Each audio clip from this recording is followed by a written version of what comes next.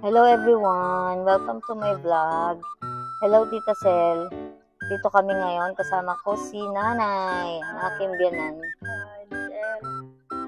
Si Nanay Felisa. Kasama ko si Ma'am, si Ivy, para magdala kami.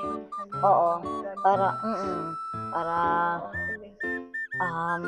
makita niyo siya at marinig niyo yung mga sasabihin niya. Urong ka dito na para makita ka sa camera niya. Matagal na kami magkasama ni Nanay, kinukwento ko dun sa ibang mga kaibigan ko. Matagal na kami magkasama ni Nanay, mga 30 years na, Nay, no? Baby pa lang kasi yung panganay ko, si Renzo, yan, si Nanay na nag-aalaga, sila ni Lou. Tapos, doon ako nakatira sa bahay nila. Tapos ngayon, lumipat na kami ng bahay.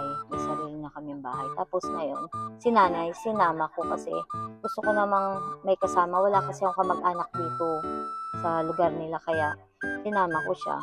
Tapos, nag-enjoy naman si Nanay nung lumipat kami sa bahay namin. Kasi may mga nakikilala siya. Tapos, nakikilala niya yung best friend niya. Nakita niya ulit si Naineng, di ba? Tapos, yun, ang ginagawa namin nung dito kasi sa lugar namin may mga puno-puno, presko kasi dito, mga sis. Tapos tuwing umaga gumigising ako para magwalis. Si Nanay ayokong patrabahuhin. Tama ba yun? Tama yun, ayaw niya akong pagawain. Pero akong gumagawang pilit dahil gusto ko ma-exercise ako, makapagwalis ako. Ako nagwawalis araw-araw. Totoo yun. Lagi siya lang nagluluto sa umaga. Sino ba nagwawalis? Di ba nagwawalis ako? Siya kami nagluluto. Magkatulong kami, magkatuwang kami. Tapos ayun, kasi may mga dahon-dahon nang nalalaglag, kaya pinupulot namin kayo. Pinagtutulungan namin. Oo. Kung umaalis siya, sumasama ako dahil nalulungkot ako kasama. Sabi ko, pagka wala siya, ninenervous ako. Gusto ko lagi ko siyang kasama. Sinasama niya. Tapos, nung nagkasakit si Nanay, hindi ko siya, tanghali na siya gumigising. Alas 10, ako pinagluluto ko agad siya ng lugaw kasi gusto daw niya kumain ng lugaw. Totoo yun. Ang nagigising.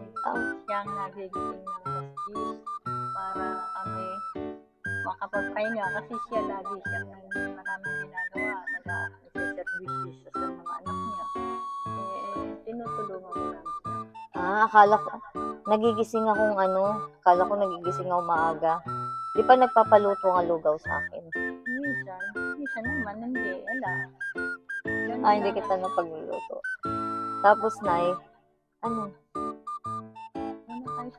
teka lang, tapusin na natin to.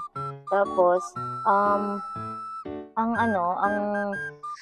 kinaganda lang na may kasamang biyanan, syempre, nagagabayan niya ako. Tapos, pag nainip siya, umuwi siya dun sa kanila. Tapos, sabi mo, sino ang Nay? Sino ang pinaka-paborito mong manugang? Si Ate Banji, si Oday, si Jenny Lynn, o ako? Kayo na paborito ko, pero the best ka dahil ikaw ang kasama ko sa bahay. Siyempre, lahat ng oras kailangan ko ganito, gano'n. Ikaw ang una ko nalalapitan. Pero mababait naman silang lahat, di ba? Wala naman sa inyo lahat yan. Tapos, teka lang, maaga pa naman. Pagka namamasyal kami, nag-church kami, kasama namin si Nanay. Maganda talaga yung may kasamang biyanan, magkasundo kami, at saka, lahat ng kailangan mo, nalulunod ako, nandali ko di ba pwede pa natin yung konti-konti? Pwede rin natin na ikot tayo?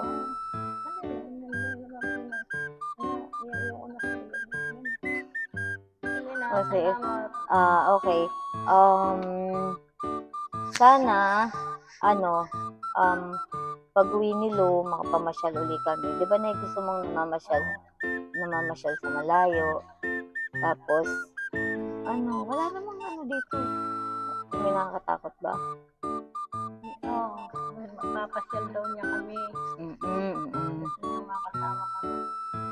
And sana, magkaroon din kayo ng katulad ko, may mabait na biyanan. Tapos, Oo, meron naman. oo, malambing, at saka masipag. Diba, Nay? At saka hindi ninenervyos. Yun, matapang yan, hindi ninenervyos yan. Kahit madilim. Kahit madilim na. Maliwanag pa rin para sa kanya. Maliwanag pa rin. Tapos, bakit? Maandar yung nagbabalik tayo. Gusto mo maandar? Kasi nakabukas naman ng ilaw. And yun lang, sana mga sis, katulad ko, happy ako at nagkaroon ako ng mother-in-law na ubod ng bait, supportive, at saka si tatay pala. Hindi mo ba namimiss? Namimiss ko kayo lahat dahil naging bahagi. Si tatay. Oo. Siya, naging bahagi siya ng buhay ko, di ba? Di mo pa nga nakwento saan kayo nagkakilala ni tatay eh. Siyempre sa siyap. Tapos, nananahiya ako. Pagkasama siya doon. Tapos nakita mo siya. Nakita niya ako na una. Siya ako nakakita siya kasi may tip ako. Ngayon, nilapitan niya ngayon yun siya. Sumin niya, sabi niya, pwede ba akong gawan? Tapos? Okay naman, sabi niya. Tapos yung mabait naman si tatay na asawa. Mabait naman kanya ng babae. Oo. Ganito natural lang yun dahil natural lang sa lalaki.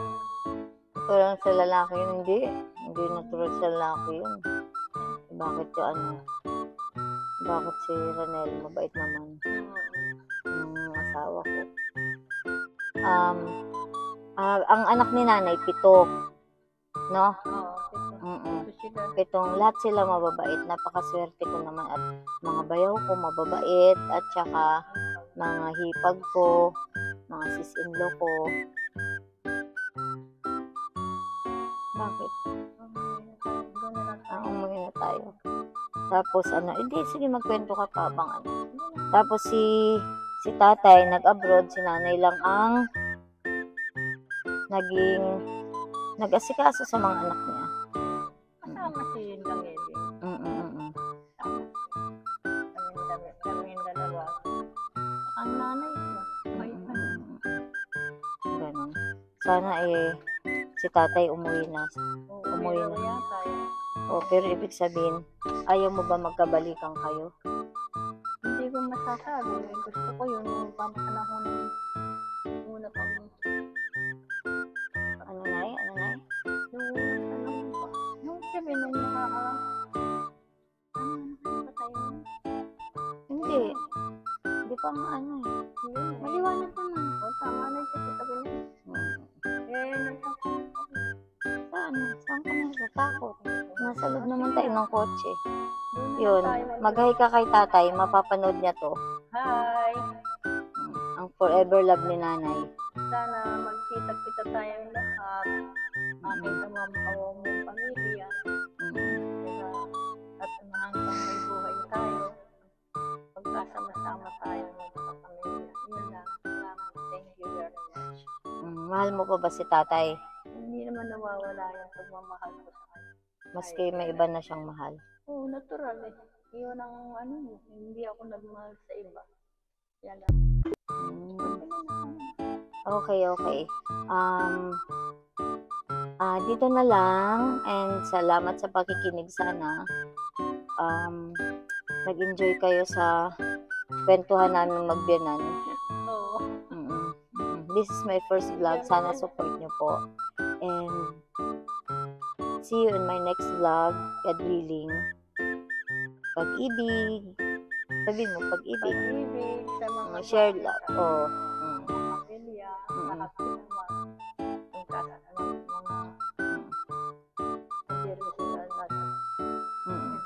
Love, love, love.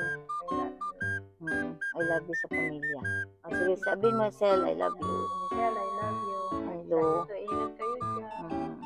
Thank you. Thank you. Thank you, guys. Nakita ko pala yung mga litrato ninyo sa Facebook. Ang maganda. Bye-bye. God bless us.